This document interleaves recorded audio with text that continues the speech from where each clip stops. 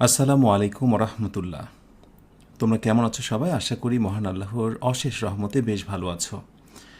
আলহামদুলিল্লাহ, আমরা আরও একটি নতুন লাইভে, নতুন লাইভ প্রোগ্রামে হাজির হয়ে গেলাম 20 দিনের রাইটিং শিখি জার্নিতে। নিশ্চয় মনে আছে গতকাল একটি ক্লাস হয়েছিল, আজ 11 তারিখ, আজকে আরও একটি ক্লাস। এবং নিশ্চয় তোমরা রুটিন সম্পর্কে অবগত হয়েছ। সপ্তাহে 3 দিন ক্লাস অনুষ্ঠিত হচ্ছে, রবিবার, মঙ্গলবার এবং বৃহস্পতিবার। তবে সপ্তাহে আমি 4টা করে ক্লাস নেব। আজকের পর আমি হয়তো বা 24 ঘন্টা পর আমি সেই রুটিনটা তোমাদের জানিয়ে দেব। সাথে এটাও জানিয়ে রাখি, আজকের ক্লাসের পর এক্সক্লুসিভ একটা প্র্যাকটিস শিট শেয়ার করা হবে ইংলিশ মজা অ্যাপ বা ওয়েবসাইটে। এর জন্য আমি সময় নেব তোমাদের থেকে এই ক্লাসটি শেষ হওয়ার পর 24 ঘন্টা। কারণ তোমরা জানো আগামীকাল শুক্রবারের কারণে একটু সময় লাগবে, বাট আমি একটা প্র্যাকটিস শিট তোমাদেরকে শনিবার 10টা থেকে 11টার মধ্যেই শেয়ার করবো ইনশাআল্লাহ। ঠিক আছে? এখন শুধু ক্লাস করতে হবে, ক্লাসের বাইরে অন্য কোনো প্রশ্ন করা যাবে না। আচ্ছা, আমাকে ঠিকঠাক শোনা যাচ্ছে কিনা আমি আগে ফার্স্ট একটু জানতে চাই। ওকে, আমি একটু দেখি যে শোনা যাচ্ছে কিনা, আমাকে একটু দ্রুত জানাও। আমরা ক্লাসটি শুরু করছি। এখন আর কোনো কথা বলা যাবে না, ক্লাসে যা বলা হচ্ছে সেগুলো একটু নজর রাখো। আর অবশ্যই আশা করছি তোমরা সবাই বইটা সংগ্রহ করা শুরু করেছো, বিকজ আর একটি ক্লাস পর লেকচার 4 থেকে হয়তো বা বইটার আমাদের প্রচুর দরকার হয়ে পড়বে, free hand writing and word function. তাহলে চলো আমরা ক্লাসে ফিরে যাই।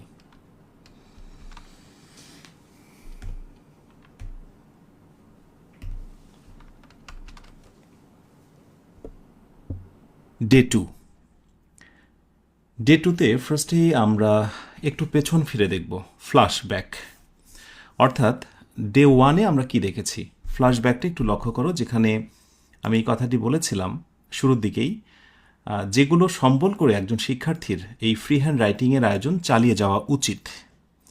তার ভিতরে প্রথম কন্ডিশন ছিল তাকে টেন্স ভালো জানতে হবে। আশা করছি যে তোমরা, আমি প্রথম দিনে যে লিঙ্কটা দিয়েছিলাম সেখান থেকে তোমরা ক্লাস করে নিয়েছো। আর হয়তো বা এছাড়াও তোমাদের অনেকের ভালো জ্ঞান রয়েছে টেন্সে, আলহামদুলিল্লাহ। একটু কমেন্টে আমি জানতে চাই, আমি একটু নজর রাখছি তোমরা কারা কারা সেই লিঙ্ক অনুসরণ করে ক্লাসটা কমপ্লিট করেছো। মাত্র 17 মিনিট একটা ক্লাস এবং প্রতিটা স্ট্রাকচার কন্ট্রোলে আছে। আমি যদি তোমাকে বলি বা কেউ যদি তোমাকে ধরে যে বলো তো পাস্ট টেন্সের স্ট্রাকচার কি, ফিউচার কন্টিনিউয়াসের স্ট্রাকচার কি, প্রেজেন্ট পারফেক্টের স্ট্রাকচার কি, সঙ্গে সঙ্গে তুমি এটা ধরতে পারবে কিনা, বা কোনো একটা ইংরেজি বাক্য দেখে টেন্স চিনতে পারবে কিনা, এটা তুমি একটু বলো। অথবা এই লিঙ্ক থেকে নয়, আগের বেসিক কনসেপ্ট থেকেও হয়তো বা তোমাদের অনেকের ভালো জ্ঞান রয়েছে, এটা একটু জানাও। এরপর নাম্বার 2 যেটা তোমাকে জানতে হবে, শর্ত ছিল যে সাবজেক্ট, ভার্ব এবং অবজেক্ট সংক্রান্ত একটা ধারণা। এর সঙ্গে অবজেক্ট না থেকে অনেক সময় কমপ্লিমেন্ট থাকে বা অ্যাডভার্ব থাকে, সেই সংক্রান্ত ধারণা আশা করছি অনেকের রয়েছে। না থাকলেও সমস্যা নেই, আজকের ক্লাসে সেগুলো রিভিউ হবে। এর পাশাপাশি আমরা জানতে বলেছিলাম যে সেন্টেন্সের একটা জ্ঞান থাকতে হবে, অ্যাসার্টিভ, ইন্টারোগেটিভ, ইম্পারেটিভ, অপটেটিভ এবং এক্সক্লামেটরি স্ট্রাকচার প্যাটার্ন, এবং তার সঙ্গে সিম্পল, কমপ্লেক্স, কম্পাউন্ড, এবং তার সঙ্গে সিকোয়েন্স অফ টেন্স। আর এ কারণে বলি যে বেসিকে তোমার যদি জ্ঞান না থাকে, বেসিক ব্যাপার ইংরেজির ফান্ডামেন্টাল বিষয়গুলো তুমি যদি না জানো, তাহলে ফ্রি হ্যান্ড রাইটিং শেখার দরকারই নেই। তুমি কেনই বা সেটা শিখতে চাইবে? কারণ ফ্রি হ্যান্ড রাইটিং তো একটা অ্যাডভান্স লেভেলের আলোচনা, রাইট? সো সেক্ষেত্রে আমি বলবো যে এই কোর্সে যুক্ত হবার ক্ষেত্রেও অন্যতম একটি শর্ত হচ্ছে যে অ্যাটলিস্ট এই মৌলিক জিনিসগুলো তোমাকে জানতে হবে। আশা করছি তোমরা এটা জেনেছো। তো আয়োজনটি শুরু করব। আয়োজন শুরু করার পূর্বে আরেকটি বিষয় বলি, কারো কারো একটা প্রশ্ন রয়েছে যে 20 দিনের জার্নিতে কি আদৌ ইংরেজি শেখা সম্ভব? 20 দিন নয়, 20,000 বছরে তুমি শিখতে পারবে না। 200 ক্লাসের মাধ্যমে শিখতে পারবে না, যদি না তোমার ডেডিকেটেড ইন্টেনশন না থাকে, শিখতেই চাই আমি নাছোড় বান্দা। সো আমি বলবো 20টা ক্লাসে আমি তোমাকে যে মূল রসদটা দিয়ে দেব, মূল গোপন রহস্যটা তোমাকে শিখিয়ে দেব। এরপর ফ্রি হ্যান্ড রাইটিংয়ে তুমি বুঝে নেবে যে আসলে জিনিসটা কি। এরপর একটা বই অনুসরণ করে, একটা সিস্টেম অবলম্বন করে তুমি এগোতে থাকলে কিছুদিনের মধ্যে আপনা আপনি তোমার ভেতরে ইমপ্রুভমেন্ট তৈরি হবে। বুঝতে পেরেছ? সো এই কোর্সের মূল নীতি হচ্ছে যে একেবারে শুরু থেকে শুরু, আর আত্মবিশ্বাস দিয়ে শেষ।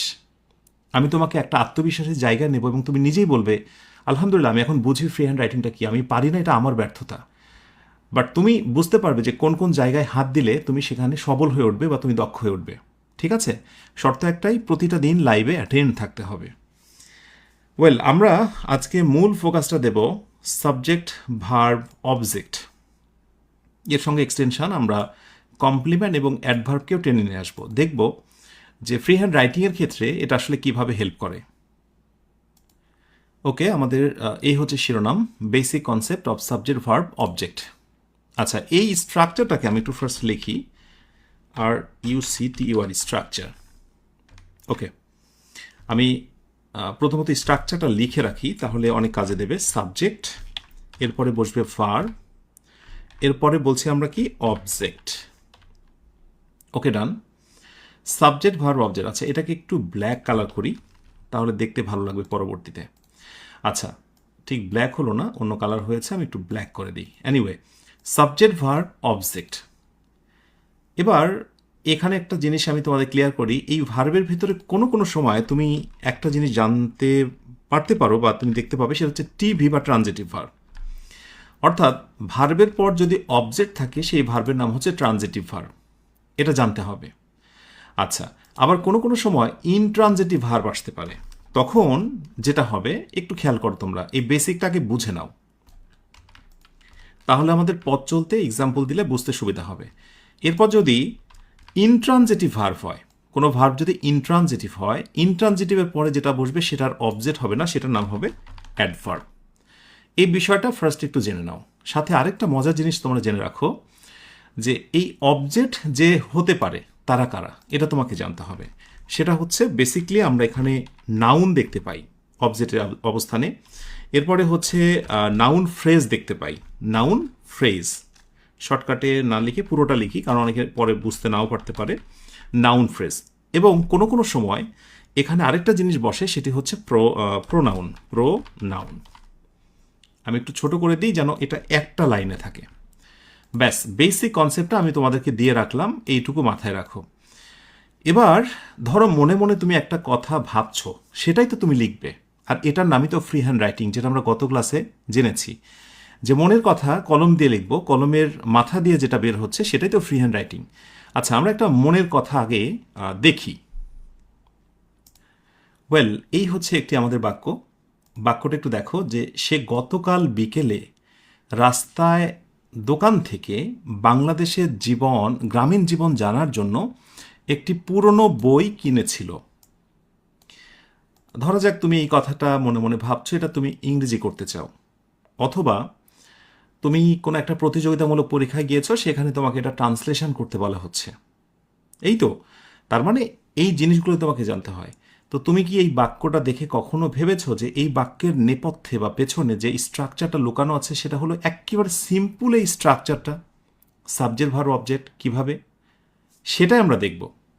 কারণ একটা বাক্য অনেক বড় হতে পারে, কিন্তু এটার মৌলিক একটা জায়গা আছে, সেই মৌলিক জায়গাটা আমরা আস্তে আস্তে হিট করব, এবং দেখব যে কিভাবে সেগুলো ভেঙে ভেঙে ব্রেকডাউন পদ্ধতিতে ট্রান্সলেশন করতে হয়, এবং একসাথে সেগুলো মালা গেঁথে কিভাবে একটা বড় বাক্যতে রূপান্তর হয়। ঠিক আছে, তো চলো ফার্স্ট এটার মৌলিক অংশগুলো আমরা একটু দেখার চেষ্টা করি। সাথে এটাও বলি যে যারা তোমরা এটা ট্রাই করতে চাও, একটু ভিডিওগুলো পজ দিয়ে কোনো এক সময় তোমরা ট্রাই করতে পারো, আর লাইভে থাকলে তো অবশ্যই লাইভ থেকে তোমরা সলিউশন নেবে, তাই তো? সো আমি বলবো যে তোমরা অবশ্যই নিজেরাও ট্রাই করবে।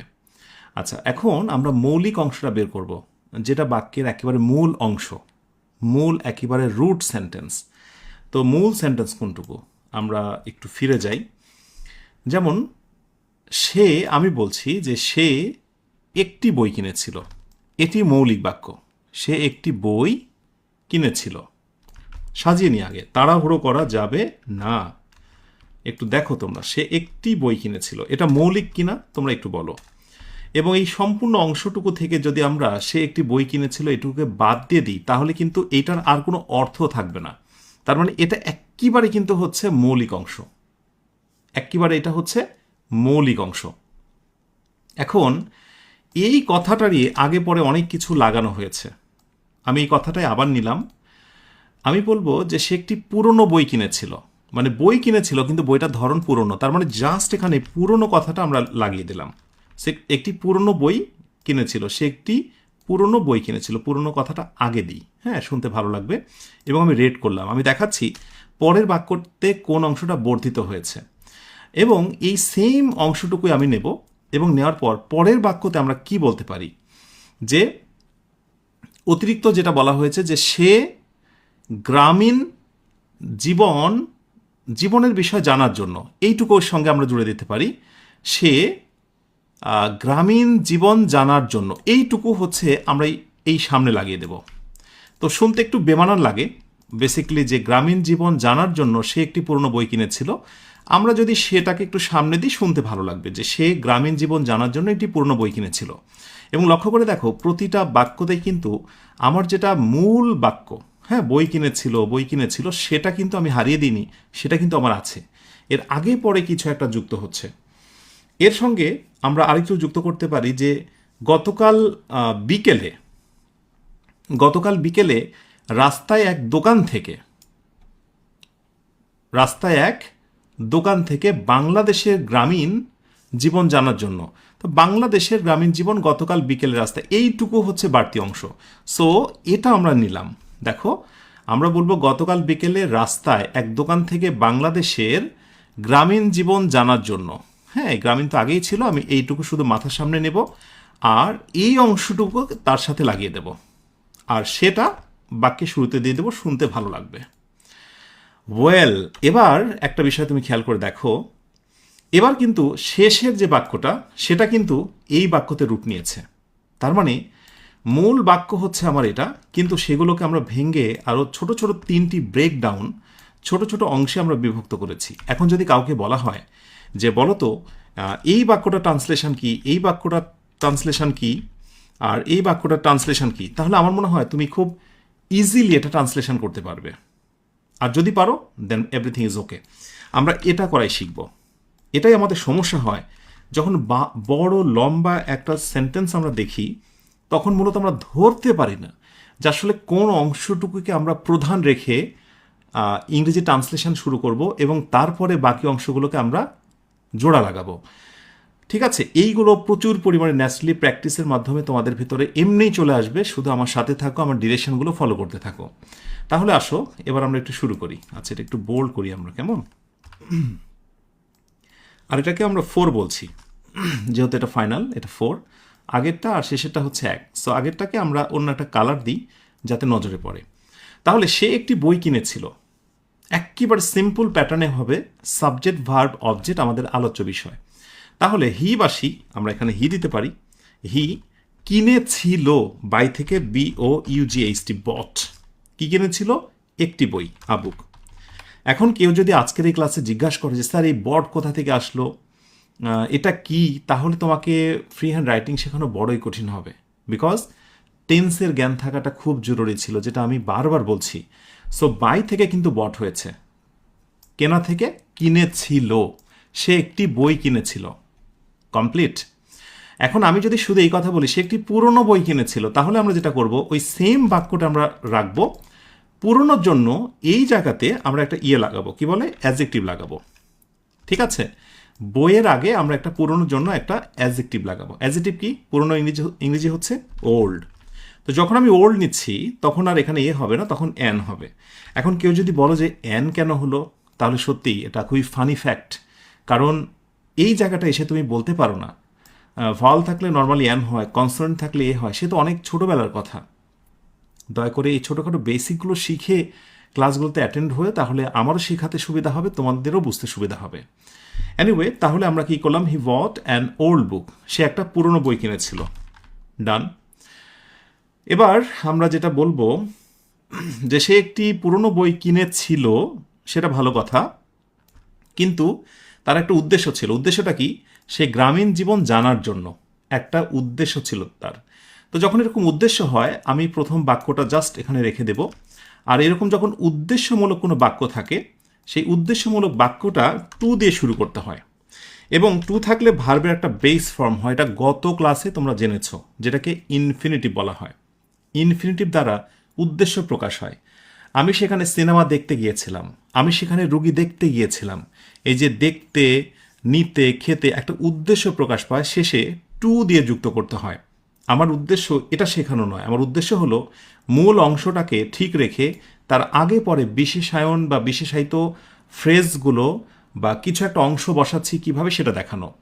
তাহলে হি বট অ্যান ওল্ড বুক, সে একটি পুরনো বই কিনেছিল, ঝামেলা শেষ, গ্রামীণ জীবন জানার জন্য। সো টু কি জন্য, আমি বলবো যে টু লার্ন, টু লার্ন, ওকে, গ্রামীণ জীবন জানার জন্য, টু লার্ন, টু লার্ন কি সম্পর্কে, গ্রামীণ জীবন। সো অ্যাবাউট, অ্যাবাউট মানে হচ্ছে সম্বন্ধে, অ্যাবাউট ভিলেজ লাইফ। ছোট ছোট এই প্রেপোজিশনের ব্যবহারগুলো তোমরা আস্তে আস্তে জানবে। প্রতিটা জায়গাতে যদি আমি মূল জায়গা থেকে ফোকাস অন্যদিকে দিই তোমরা একটু বিরক্ত হবে। সো এগুলো দেখতে থাকো। তাহলে কি করলাম, he bought an old book to learn about village life.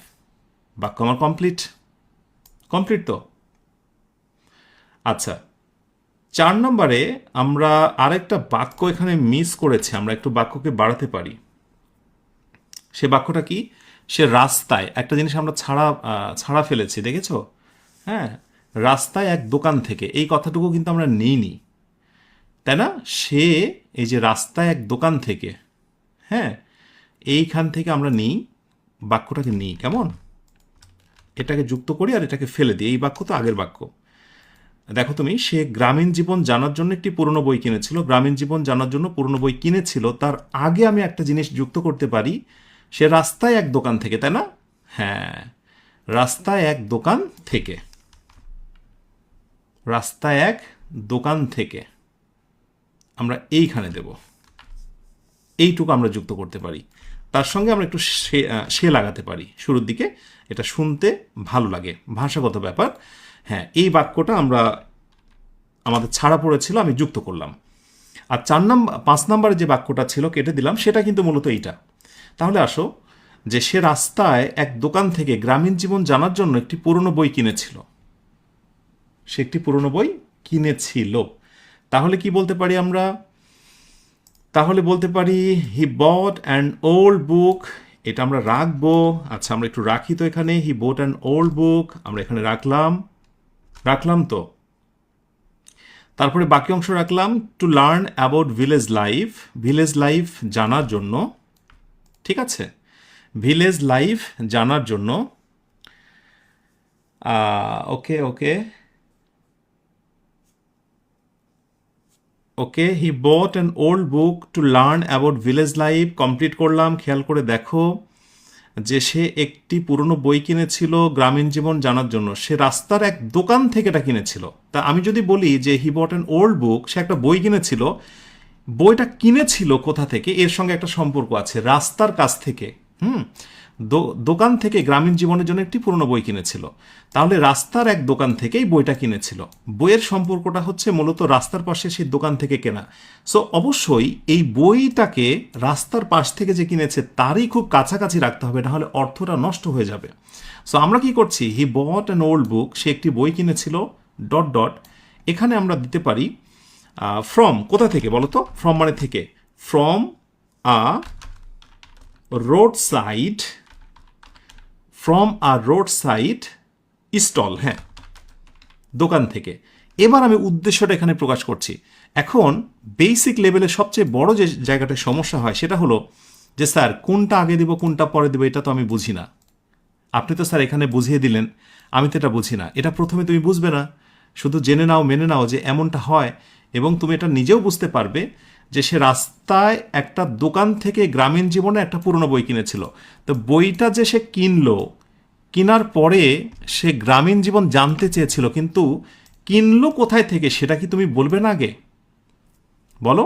আর তুমি যদি এটাকে এইভাবে দিতে, ধরো কথার কথা সবার শেষে দিলে যে সে একটি বই কিনেছিল গ্রামীণ জীবন জানার জন্য from a roadside stall, অর্থাৎ রাস্তার পাশের দোকান থেকে, তাহলে ব্যাপারটা যেটা দাঁড়ালো যে রাস্তার পাশের দোকানের সাথে ওই ভিলেজ লাইফের একটা সম্পর্ক ঘটে গেল।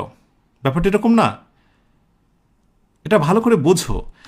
যদি আমরা এখানে দিই তাহলে old book from roadside stall, রোড সাইডের দোকান থেকে এই বই, সুন্দর মানাচ্ছে তো, রোডের পাশেই স্টল, সেই স্টলের একটা বই, মানালো তো। কিন্তু আমি যদি কোনোভাবে আমি যদি এইটাকে শেষে দিই, তাহলে কি দাঁড়ালো যে রাস্তার পাশের একটা স্টলের গ্রামীণ জীবন। আসলে দোকানের সাথে কি গ্রামীণ জীবনে কোনো সম্পর্ক রয়েছে? নো। সো আশা করি বুঝে নিয়েছো যে এই জিনিসগুলো একদিনে শিখবে না, জাস্টিফাই করতে হবে, বুঝতে হবে। বাট আমাদের মৌলিক সেন্টেন্স কোনটা বলো তো? মৌলিক হচ্ছে এইটা। এখন শেষে আরও একটা কথা ছিল আমাদের, সেটা কি বলো তো? সেটা হচ্ছে দোকান থেকে বাংলাদেশের গ্রামীণ জীবন। So to learn about the village life, আমি যদি যুক্ত করতে চাই বাংলাদেশের গ্রামীণ জীবন, তাহলে কি করব? Village life in Bangladesh, BD, আমি শর্টকাটে বিডি দিলাম, তোমরা বাংলাদেশ লিখবে।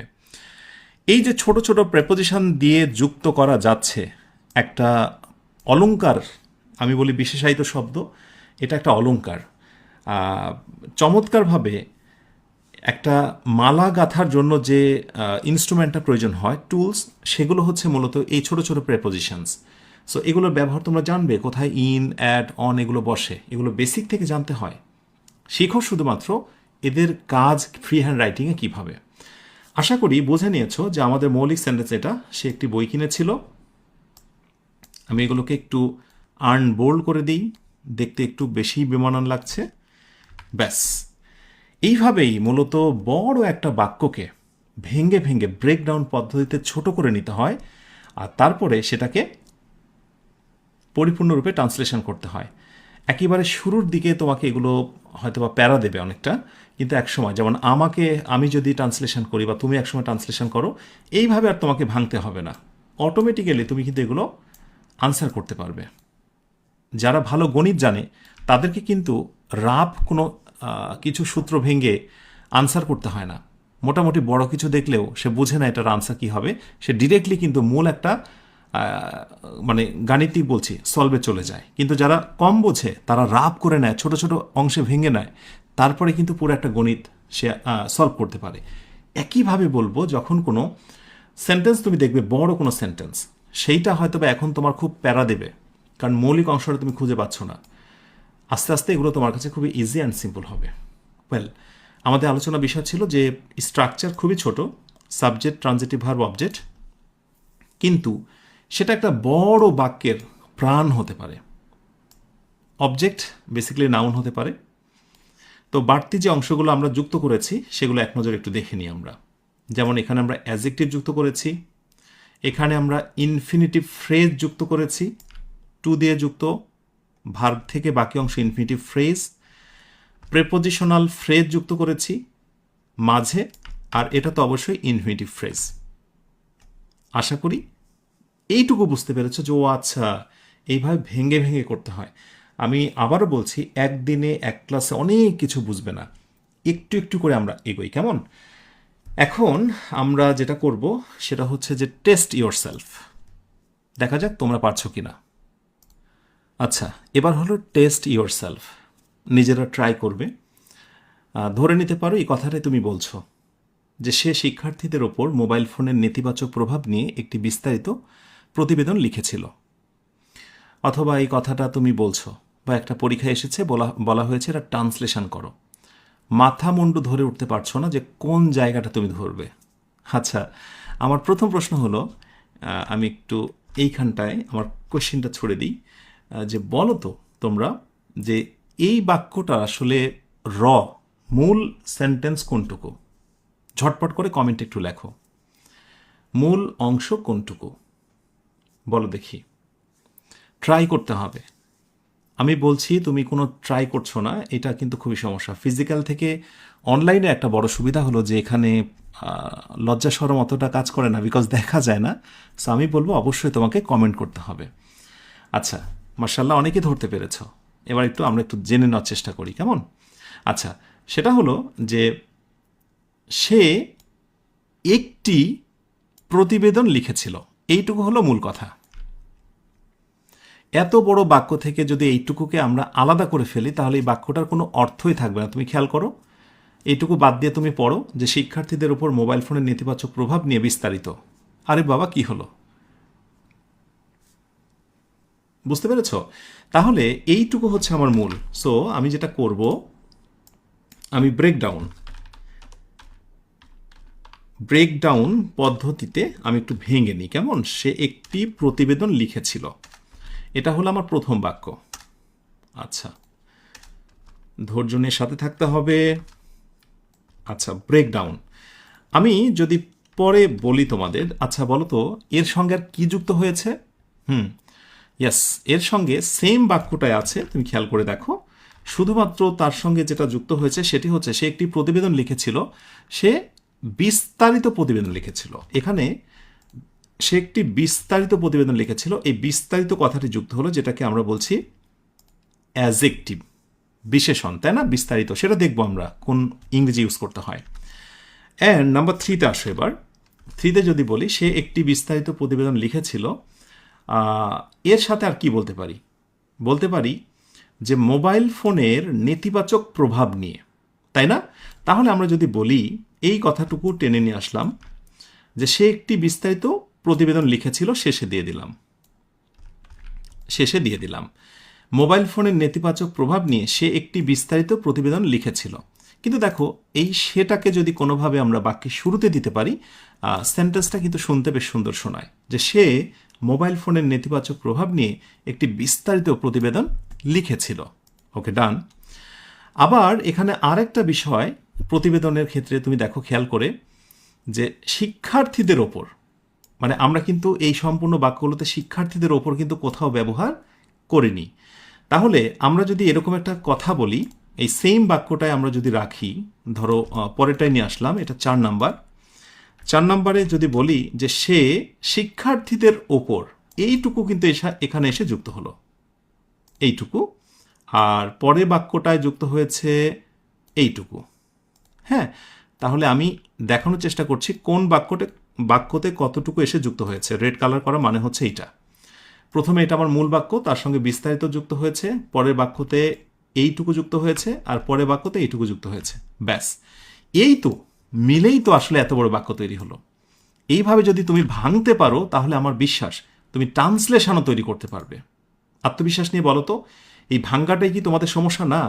তোমরা এই যে বড় সেন্টেন্সের কোন জায়গাটায় তোমাকে কোপ বসাতে হবে, এই কোপ বসাতে পারো না, এটাই কি সমস্যা না? মূল সমস্যাটা এটা আসলে মূল সমস্যা। আচ্ছা, তাহলে এবার আমরা ট্রান্সলেশনে ফিরে যাব, ঠিক আছে? দেখা যাক। ওকে, এগুলোকে আমরা বোল্ড করি, প্রথম নাম্বারগুলো। ওকে, তাহলে বলো দেখি, সে একটি প্রতিবেদন লিখেছিল, ইংরেজি কি বলতে পারি আমরা? হি বলতে পারি অথবা শি বলতে পারি। লেখার ইংরেজি হচ্ছে রাইট, পাস্ট টেন্স হচ্ছে রোট, প্রতিবেদন ইংরেজি হচ্ছে রিপোর্ট। তাহলে একটি রিপোর্ট, REPORT, রিপোর্ট। সে একটি প্রতিবেদন লিখেছিল। ক্লিয়ার? এবার আমি বলছি সে একটি প্রতিবেদন লিখেছিল, কিন্তু সেটা বিস্তারিত। তার মানে সব ঠিক থাকবে, আগেরটা আর পরেরটার মধ্যে কোনো পার্থক্য নেই, শুধু বিস্তারিত কথাটা এখানে লিখতে হবে। বিস্তারিতর ইংরেজি কি বলো দেখি? Yes, detailed. ভোকাবুলারি কিন্তু জানতেই হবে, ভোকাবুলারি টার্গেট কিন্তু শুরু হয়ে যাবে ভেরি সুন। আর যারা বইটা সংগ্রহ করনি, free hand writing and word function, দ্রুত বইটা নাও, না হলে চতুর্থ ক্লাস থেকে প্রায় জায়গাতে সমস্যা ফেস করবে। যদিও আমরা এই সময়গুলোতে এখন দেখাচ্ছে মৌলিক জায়গাটায় রয়েছি, মৌলিকের পাশাপাশি প্র্যাকটিস পুরোটাই কিন্তু বই থেকে থাকবে। আচ্ছা, হি রোট আ ডিটেল রিপোর্ট, সে একটা ডিটেল রিপোর্ট করেছিল। সো আমরা একটু ডটটা কেটে দিই। Okay, so he wrote a detail report, সে একটা বিস্তারিত রিপোর্ট করেছিল।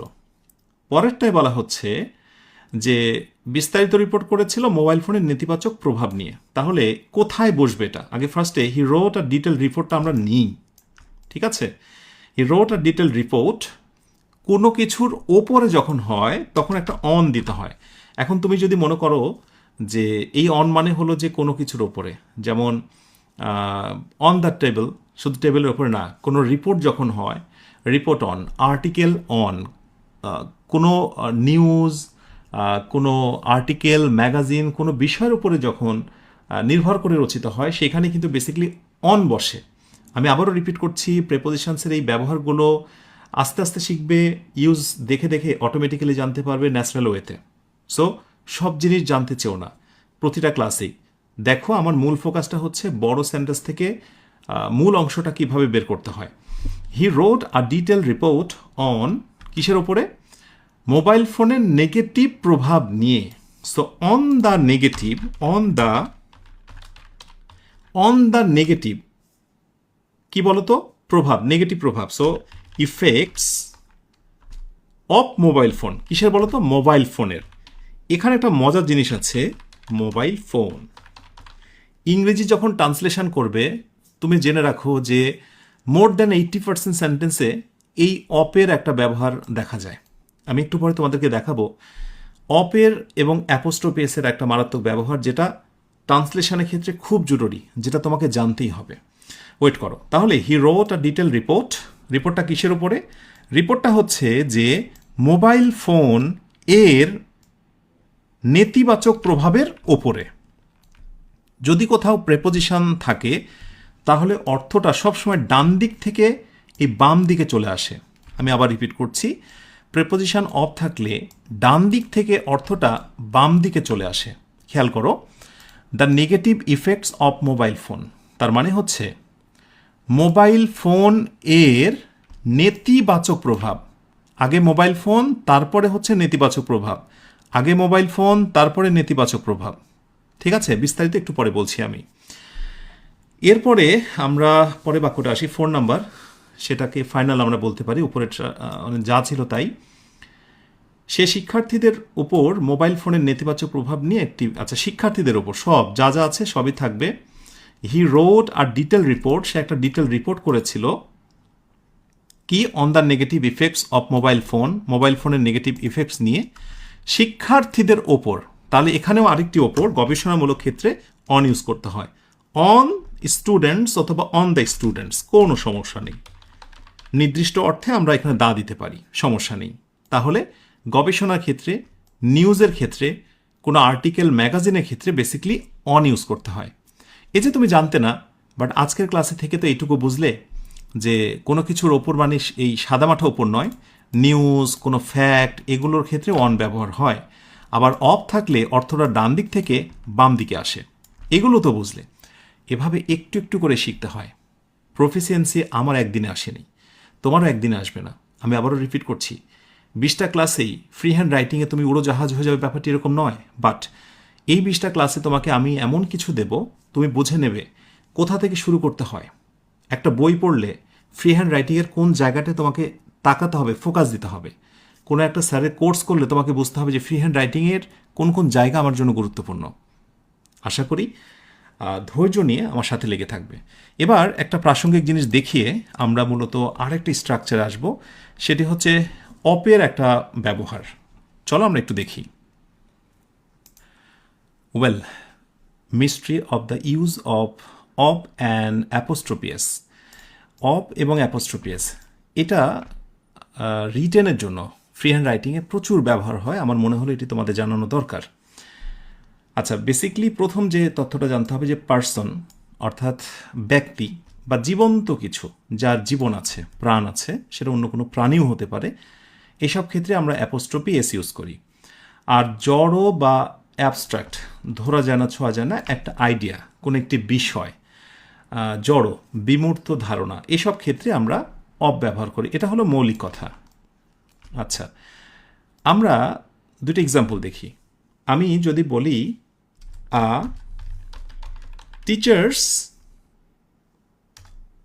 টিচার্স অ্যাডভাইস, তাহলে মোটামুটি তোমরা বুঝে গেছো, ও আচ্ছা টিচার, যেহেতু এটা একটা পার্সন, জীবন্ত, জীবন আছে, অতএব এখানে আমরা অ্যাপোস্ট্রফি এস ইউজ করব, যার বাংলা অর্থ কি বলতো, একজন শিক্ষকের উপদেশ, একজন শিক্ষক এর উপদেশ। অ্যাপোস্ট্রফি এস মানেও এর, অফ মানেও এর, এটা নিয়ে কোনো সমস্যা নেই, কিন্তু সমস্যা হলো ব্যবহারটা।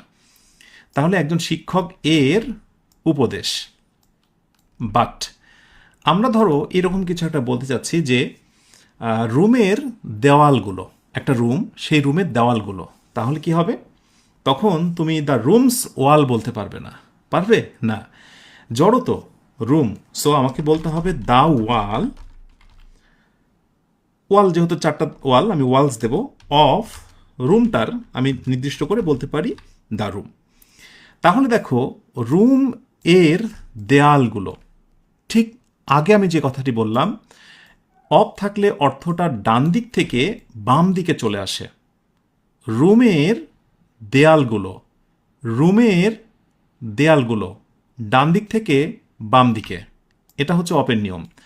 আর অ্যাপোস্ট্রোফি এস থাকলে অর্থটা বাম দিক থেকে ডান দিকে চলে আসে। দেখো, একজন শিক্ষকের উপদেশ, একজন শিক্ষকের উপদেশ, একজন শিক্ষকের উপদেশ। আর এখানে এসে রুমের দেয়ালগুলো, রুমের দেয়ালগুলো একেবারে বেসিক, এটা জেনে নাও। এখন আমি যদি একটা ছোট্ট টেস্ট দিই এবং তোমাকে বলি, আমি যদি বলি স্টুডেন্টস, অ্যাপোস্ট্রোফি এস দেব, students self control, self control versus আরও একটি বাক্য ধরো দিলাম, সেটা হলো ধরো বললাম the self control, the self control of a student. এই দুইটা দিয়ে যদি আমি তোমাকে বলি যে কোনটা সঠিক কোনটা ভুল, তাহলে আমার মনে হয় যে তোমরা দেরি করবে না এবং খুব ইজিলি হরহামেশা ভুলটা ধরে ফেলবে এবং বলবে যে স্যার, যেহেতু স্টুডেন্ট এটা জীবন্ত, প্রাণ আছে, সুতরাং আমরা অ্যাপোস্ট্রোফি এটাই আমরা নেব, এটাই সত্য, আর এটা ভুল করে ফেলবো। রাইট? এটাই তো বলবে।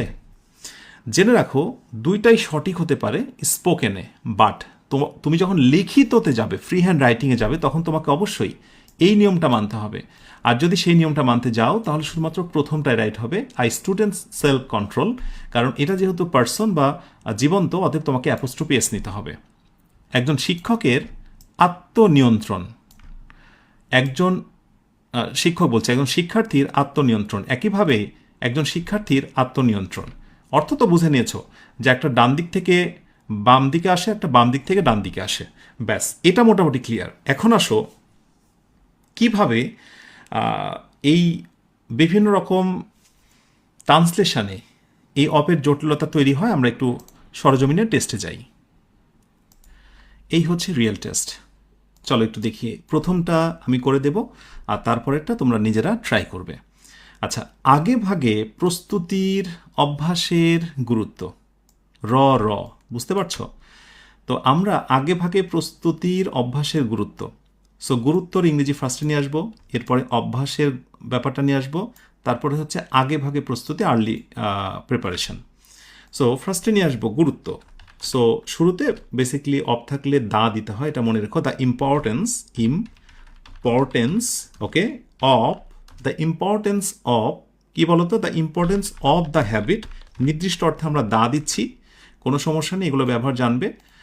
অফ কি বলতো, আর্লি প্রিপারেশন, আর্লি প্রিপারেশন,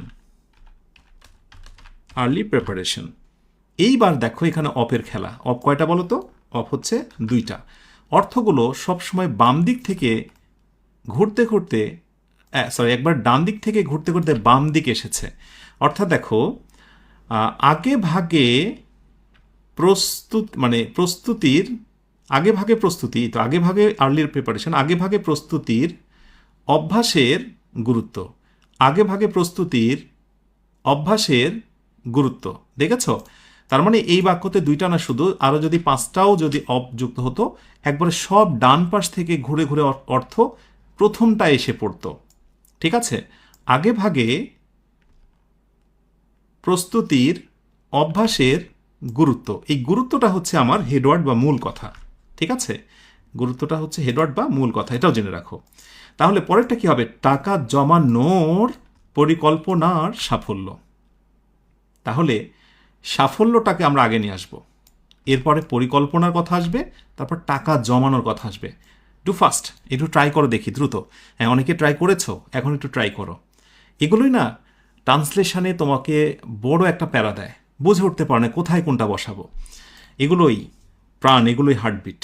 এগুলো শিখেই আমরা একটু একটু করে শিখে আজকে দক্ষ হয়েছি। এগুলো দিয়েই তুমি দক্ষ হবে, বিশ্বাস তো করো। ওয়েল, যারা করেছো, ট্রাই করেছো বা ভেবেছো, একটু মিলিয়ে নাও। প্রথম কথা হচ্ছে সাফল্য। সো ফার্স্টেই যেহেতু আমরা বলেছি এইসব অপের ব্যবহারের ক্ষেত্রে প্রথম নাউনটার পূর্বে দা দিতে হয়। So the success, okay, of কি বলতো, পরিকল্পনা। আবারও নির্দিষ্ট করে বলছি, plan, the success of the plan কিসের বলতো?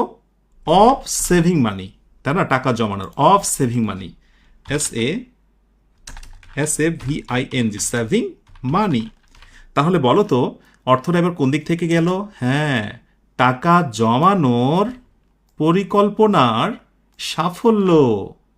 অর্থটা সবসময় বাম দিক থেকে যেতে যেতে একবারে প্রথমটায় যে ঠেকবে, এই প্রথমটার নাম হচ্ছে কি বলতো? ইয়েস, এটার নাম হচ্ছে হেডওয়ার্ড।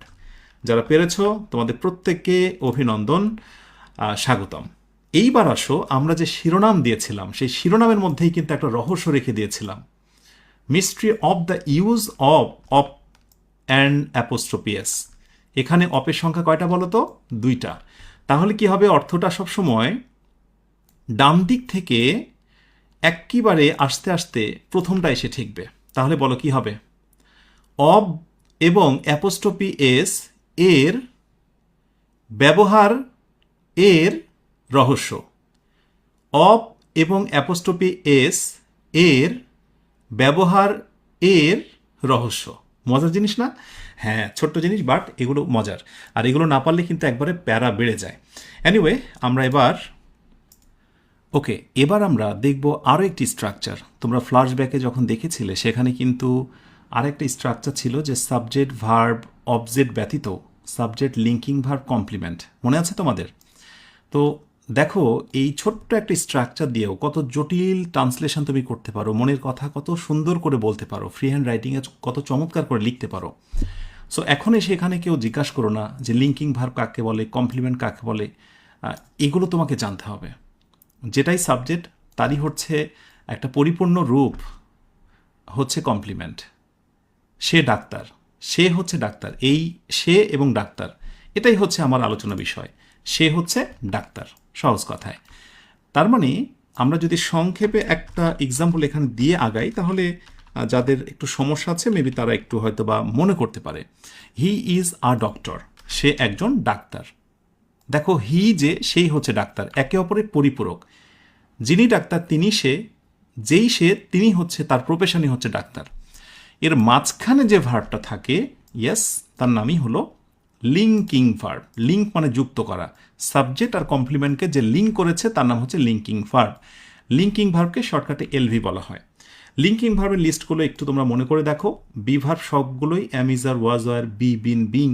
আর এর সঙ্গে আরও কিছু অ্যাপেয়ার, দৃশ্যমান হওয়া, বিকাম হওয়া, ফিল অনুভব করা, গ্রো হয়ে যাওয়া, লুক মানে দেখা, রিমেইন মানে থাকা, সিম মানে মনে করা, স্মেইল মানে হচ্ছে ঘ্রাণ নেওয়া, সাউন্ড মানে শব্দ শোনা, আর টেস্ট মানে হচ্ছে স্বাদ নেওয়া, টার্ন মানেও হয়ে যাওয়া, গো মানেও হয়ে যাওয়া। গো কিন্তু বিকামের সমর্থক যখন হয় তখনই এটা লিঙ্কিং ভার্ব। এনিওয়ে, এখন এই ছোট্ট স্ট্রাকচারের নেপথ্যে ট্রান্সলেশনের কি রহস্য জড়িয়ে থাকে, চলো আমরা একটা বাংলা বাক্য দেখি। ধরা যাক তুমি এইরকম একটা বাক্য দেখেছ বা মনে মনে ভাবছো তুমি সেটা লিখতে চাও, বা পরীক্ষা এসেছে তোমাকে ট্রান্সলেশন করতে হবে। পরীক্ষার সময় একজন শিক্ষার্থীর স্থির, আত্মবিশ্বাসী ও লক্ষ্যভিত্তিক মানসিক অবস্থা ছিল তার প্রস্তুতির চেয়েও বেশি গুরুত্বপূর্ণ। তো আমি যদি প্রশ্ন করি মূল বাক্য কোনটুকু, এর আগেও তোমরা যেটা দেখেছো আমরা আসলে মূলটুকু খুঁজে বের করছি। এটা খুঁজে বের করতে হবে, এটাই হচ্ছে স্ট্র্যাটেজি, এটাই কৌশল। মূল কোনটুকু ফিল করো তো, গেস করো। রাইট, মূল হচ্ছে মানসিক অবস্থা ছিল কেমন বলো তো? গুরুত্বপূর্ণ। হ্যাঁ, মানসিক অবস্থা ছিল গুরুত্বপূর্ণ, এই কথা হচ্ছে মূল কথা। এখন হ্যাঁ, একজন শিক্ষার্থী মানসিক অবস্থা গুরুত্বপূর্ণ বা অন্যান্য কিছু সেটা আমরা লাগাচ্ছি। ওয়েট করো একটু, টেনশনের কোনো কারণ নেই। আচ্ছা, গুরুত্বপূর্ণ নিচ্ছে না কেন? হ্যাঁ, এবার নিয়েছে। এরপরে আমরা পরের বাক্যটা দেখি। প্রথম বাক্যটা নিলাম, মানসিক অবস্থা ছিল গুরুত্বপূর্ণ, তাই তো? আচ্ছা, এরপরে কার অবস্থা গুরুত্বপূর্ণ? হ্যাঁ, একজন শিক্ষার্থীর। সো আমরা অবশ্যই এই কথাটা এখানে রাখবো, একজন শিক্ষার্থীর মানসিক অবস্থা, এইটা তার সামনে বসাবো। এবং যেটা করব, যতটুকু আমরা এক্সট্রা লাগালাম তার সাথে বা সেইটাকে আমরা একটু রেড কালার করে দেব। দেখো, মূল বাক্যটার আগে পরে যে অংশগুলো লাগাচ্ছি এগুলোই মূলত বিশেষায়িত শব্দ, এগুলোই হচ্ছে মডিফায়ার, এগুলোই হচ্ছে অলংকার। আচ্ছা, এরপরে আমরা কি করছি বলো তো? আচ্ছা, গুরুত্ব কথাটা বারবার ভেঙে যাচ্ছে এখানে।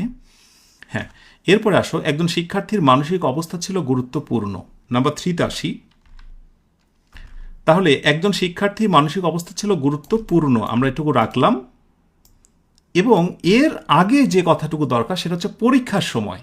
হ্যাঁ, পরীক্ষার সময় একজন শিক্ষার্থীর, এইটুকু আমি তার সামনে লাগালাম।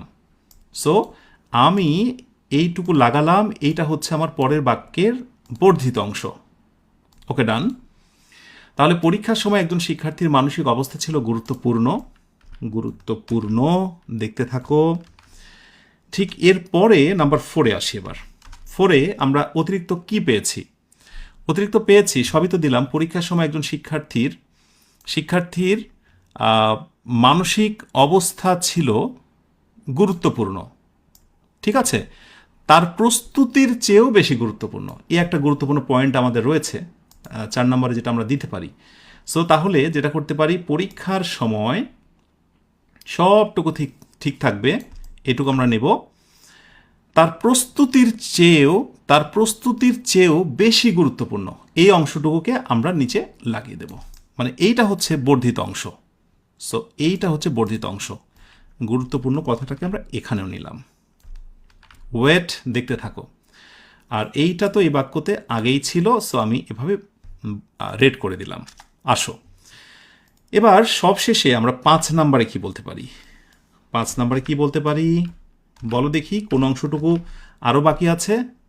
ইয়েস, সেটা হলো স্থির, আত্মবিশ্বাসী ও লক্ষ্য ভিত্তিক। এইটুকু আমার বসাতে হবে। কোথায় বসবে এবার বলো দেখি? এই বাক্যের মাঝেই তো বসবে, রাইট? সো এইটুকুকে আমরা যুক্ত করবো এবার। পরীক্ষার সময় একজন শিক্ষার্থীর এই মানসিক অবস্থার সামনে এখানে বসিয়ে দেব। এইটুকু পরে বাক্যতে আসবে, অর্থাৎ এটা হচ্ছে পরিপূর্ণ বাক্য।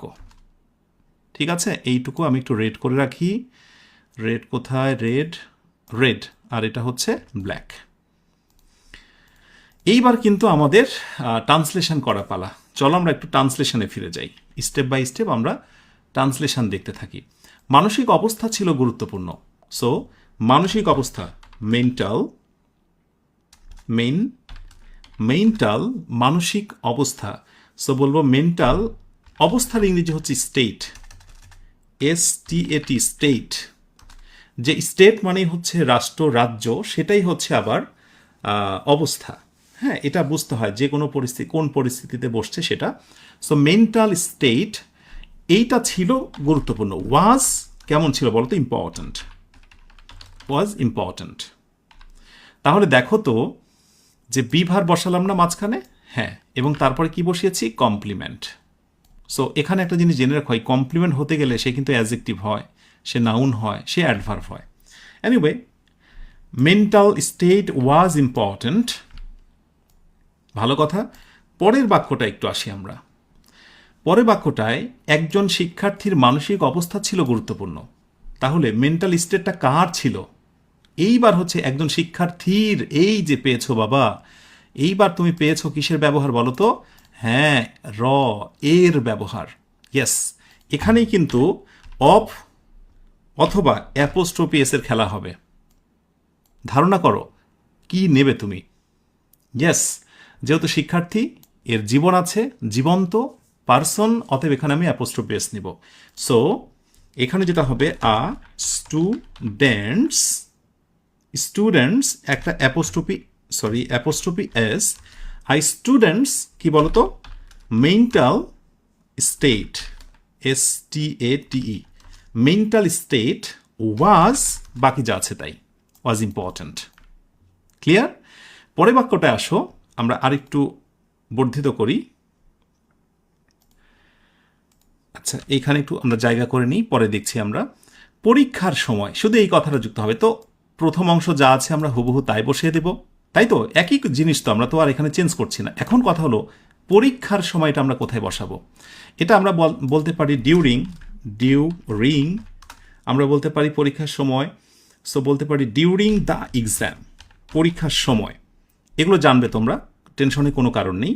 যদি ডিউরিং দ্য এক্সাম দিই, পরীক্ষার সময় শুরুতে, তাহলে এটার একটি কমা দেওয়াটা বাধ্যতামূলক, তখন ছোট হাতের এ হয়ে যাবে। আর যদি তুমি মনে করো যে না, এ ডিউরিং দ্য এক্সাম এটা আমি বাক্যের শেষে দেব, তাহলে তোমার কোনো কমা লাগবে না, তখন এটা প্রেপোজিশনাল ফ্রেজ অথবা অ্যাডভার্বিয়াল ফ্রেজ হয়ে যায়। তাহলে পরীক্ষার সময় এটা তুমি শুরুতেও দিতে পারছো, শেষেও দিতে পারছো, এই তো জেনে গেলে। ঠিক আছে, আচ্ছা, সবই বোল্ড বোল্ড, দেখতে একটু বেমানান লাগছে, আমরা একটু আনবোল্ড করে দিই, কেমন?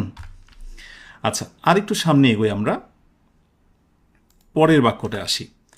তাহলে পরীক্ষার সময় একজন শিক্ষার্থীর মানসিক অবস্থা ছিল গুরুত্বপূর্ণ, এটার কোনো পরিবর্তন হবে না, হুবহু যা আছে আমি তাই নেব। এখন প্রশ্ন হলো, তার প্রস্তুতির চেয়েও বেশি গুরুত্বপূর্ণ, এইটা আমি কোথায় নিব?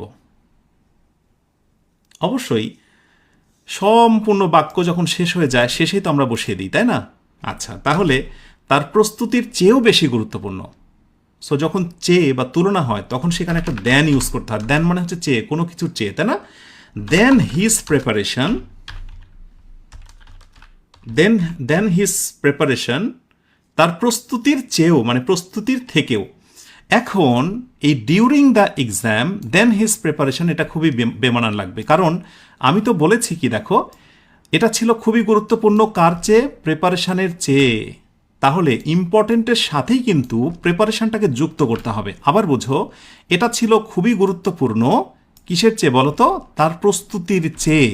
অতএব এই ডিউরিং দ্য এক্সাম এটাকে আবার শেষে দিতে হবে, আর তুমি এটা দিতেই পারবে, কারণ এটা তো অ্যাডভার্বিয়াল ফ্রেজ, প্রেপোজিশনাল ফ্রেজ, বাক্যের শেষে বসানো যায়, যেটা আমি তোমাদের শিখালাম। ওকে, সো যার সাথে যে অর্থটা সামঞ্জস্য থাকবে তাকে তার কাছাকাছি বসাতে হবে। একটু ফিল করো এটা, হয়তোবা বুঝতে পারোনি বা আগে জানতে না, বাট এইটা বোঝো, এই পজিশনগুলো বেসিক্যালি অর্থের উপরে ডিপেন্ড করে হয়। ঠিক আছে, তার প্রস্তুতির চেয়েও গুরুত্বপূর্ণ, তাহলে প্রস্তুতির চেয়ে এটা কি গুরুত্বপূর্ণ শব্দটার সাথে রাখতে হবে কি না, তুমি আমাকে বলো। অবশ্যই একে অপরের পরিপূরক, না হলে অর্থহীন হয়ে যাবে বাক্যটা। আচ্ছা, একটু সামনে এগোই আমরা, আর একটা বাক্য আছে, আমি একটা স্লাইডে রাখছি, গুরুত্বপূর্ণ, এখানে এখানে সমস্যা হয়েছে। তাহলে আগের সেম বাক্যটাই থাকবে, আগে সেম বাক্যটা থাকবে, students mental state was important then his preparation during the exam, আমি হুবহু এটা নেব, কিন্তু স্থির, আত্মবিশ্বাসী ও লক্ষ্য ভিত্তিক। বলো তো কে বা এগুলো কি? এগুলো হচ্ছে গুণ, এগুলো হচ্ছে কি বলো তো? এগুলো গুণ। হ্যাঁ, এটা হলো এই যে মানসিক অবস্থা আছে একজন শিক্ষার্থীর, তারই মাঝখানে বসবে। সুতরাং স্টুডেন্টস মেন্টাল স্টেট, এই জায়গাটায় তোমাকে বসাতে হবে, এই জায়গাটায়। একজন শিক্ষার্থীর গুণাবলী তোগুলোই, একজন শিক্ষার্থীর স্থির, আত্মবিশ্বাসী ও লক্ষ্যভিত্তিক। আচ্ছা, মনে মনে তুমি এই জায়গাটায় বাংলায় বসাও, দেখো সুন্দর অর্থ হবে, যে একজন শিক্ষার্থীর স্থির, আত্মবিশ্বাসী ও লক্ষ্যভিত্তিক মানসিক অবস্থা ছিল গুরুত্বপূর্ণ। মানিয়ে যাচ্ছে না? চমৎকার। তার মানে এই জায়গাটায় জাস্ট এটার ট্রান্সলেশন বা এটার ইংরেজি দিতে পারলেই কমপ্লিট হয়ে যাবে। সো আমি বলবো স্থির, স্থির ইংরেজি কি দেবে বলো? CALM, কাম, মানে একবার শান্ত, স্থির। তারপরে কি বলো তো? তারপরে দেবে হচ্ছে আত্মবিশ্বাসী। সো আত্মবিশ্বাসীর ইংরেজি কি বলো? Yes, confidence. কনফিডেন্স তো নাউন, কনফিডেন্ট দিতে হবে, অ্যাজ এটি, CONFIDENT, কনফিডেন্ট। এরপরে কি দিতে চাও? এবং বলা হচ্ছে লক্ষ্য ভিত্তিক, একেবারে কোনো একটা লক্ষ্যকে কেন্দ্র করে এগিয়ে যাওয়া, এটাকে ইংরেজিতে বলা হয়, কমা দিয়ে আমি বলবো, কমা না, শেষটার আগে অ্যান্ড দিতে হয়, যেহেতু তিনটা, শেষটার আগে অ্যান্ড দিতে হয়, ও আছে অ্যান্ড। সো গোল, লক্ষ্য, ড্রাইভেন, লক্ষ্য ভিত্তিক। আর এই সব জায়গাগুলোতে একটা হাইফেন দিলে খুব ভালো হয়। সো কি দাঁড়ালো তাহলে? Students calm, confident and goal-driven mental state was important than his preparation during the exam. খালি এইটুকু বুঝো, বারে বারে ক্ষণে ক্ষণে বিভিন্ন জায়গাতে কিভাবে সেগুলো এসে যুক্ত হলো। আচ্ছা, আমার এখানে একটা মিস্টেক হয়েছে, মানে এখান থেকে আমি কপি করার পর এটা পুরোটাই চলে এসেছে। সো আমি এটাকে এখানে নিলাম এবং এইটুকু আমি এখান থেকে বাদ দিয়ে দিলাম, ব্যাস। ওকে, মাশাআল্লাহ। তো 5 নম্বর এটা। তাহলে নিশ্চয়ই বুঝতে পেরেছ যে প্রথম যে বাক্যটা ছিল আমাদের, এই বাক্যটা দেখে হয়তো আমরা চমকে যেতাম, আমরা ভাবতাম কোথা থেকে শুরু করব, কিন্তু মূলত এইভাবে শুরু করতে হয়। সো আজকে আমরা মূলত দুইটা স্ট্রাকচার নিয়ে কথা বললাম। আশা করি বুঝে নিয়েছো। একটা হচ্ছে সাবজেক্ট, ভার্ব, অবজেক্ট, এবং আরেকটি হচ্ছে সাবজেক্ট, লিঙ্কিং ভার্ব এবং কমপ্লিমেন্ট। এরপর যেটা দরকার সেটা হচ্ছে প্রচুর পরিমাণে প্র্যাকটিস। আমি তোমাকে যেটা শেখাচ্ছি এখানে তোমার দক্ষতা সূচিত হবে না, আমি জানি। আমি তোমাকে প্রচুর প্র্যাকটিস করাবো। লেকচার 1, 2, 3, 4 পর্যন্ত অনেকটা হলো যে আমাদের এই পুরো আয়োজনে তুমি কিভাবে অ্যাডজাস্ট করবে তার একটি এটা হচ্ছে ইন্ট্রো ক্লাস। তুমি প্রতিটা ক্লাসে একটু একটু করে ফিল করো, তোমার সমস্যার জায়গাটা তুমি ফিল করো, তুমি এটা বোঝার চেষ্টা করো যে আমি তোমাকে বুঝতে পেরেছি কিনা, তোমার পালস ধরতে পেরেছি কিনা, এটাই হচ্ছে মূল কথা। ওকে, সো এরপরে যেটা আরেকটি বিষয় জানিয়ে রাখি যে আমাদের এই ক্লাসটার বা আজকের এই ক্লাসটার সাপোর্টিং নোট কিন্তু ইংলিশ মজা অ্যাপ এবং ওয়েবসাইটে চমৎকার করে দেওয়া থাকবে। সেখানে প্রচুর প্র্যাকটিস থাকবে। হুবহু এই আলোচনাটার আঙ্গিকেই থাকবে। তুমি যদি ক্লাসটা ভালো করে বোঝো, আমার বিশ্বাস তুমি সেই প্র্যাকটিসটাও ভালো করে করতে পারবে। এবং অবশ্যই আমি ইনশাল্লাহ আগামী ক্লাসে ডে 3-তে জিজ্ঞাসা করবো যে তোমরা কারা কারা সাপোর্টিং নোটটা পুরোটা কমপ্লিট করেছো। ঠিক আছে? এছাড়াও আপডেট তো আমি অবশ্যই তোমাদের গ্রুপে জানিয়ে দেব, সেখান থেকেও তোমরা আশা করছি ধারণা পেয়ে যাবে। ওকে, সো সব শেষ স্লাইড, আমাদের শেষ স্লাইড। তোমরা একটু ট্রাই করো, দেখা যাক আলোচনা শেষে তোমরা এটা পারছো কি না। আর এটার মধ্যে দিয়ে আমরা আজকে ইনশাল্লাহ বিদায় নেব। পরীক্ষার হলে একজন শিক্ষার্থীর সময় ব্যবস্থাপনা ছিল তার পড়াশোনার থেকেও বেশি কার্যকর। প্রায় কিন্তু আগের আলোচনার সঙ্গে অনেকটা মিল আছে। একটু ট্রাই করো। এবার বারে বারে আমি ভেঙে ভেঙে দেখাবো না, আমি নিজে আগে ট্রাই করব। তাহলে মূল বাক্যটা হলো আমার কি?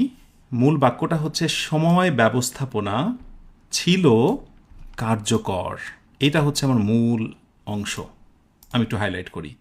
সো আমি লিখব, ফার্স্টেই এভাবে করতে হয়, শিখে নাও কিভাবে। Time management, MENAGEMENT, management. So time management, এরপরে ছিল কার্যকর। আমরা যেহেতু বলেছি ছিল কার্যকর, তাহলে আমরা বলবো ওয়াজ মানে তো ছিল। সো ওয়াজ ইফেক্টিভ, ছিল কার্যকর, রাইট? এটা যেহেতু পাস্ট টেন্স, এটা আমার মৌলিক কথা। এর আগে পরে আমরা একটু যোজন বিয়োজন করব। টাইম ম্যানেজমেন্ট ওয়াজ ইফেক্টিভ, একজন ছাত্রের, তাই না? তাহলে আমরা কি বলবো বলো তো? আমরা এর শুরুতে বলবো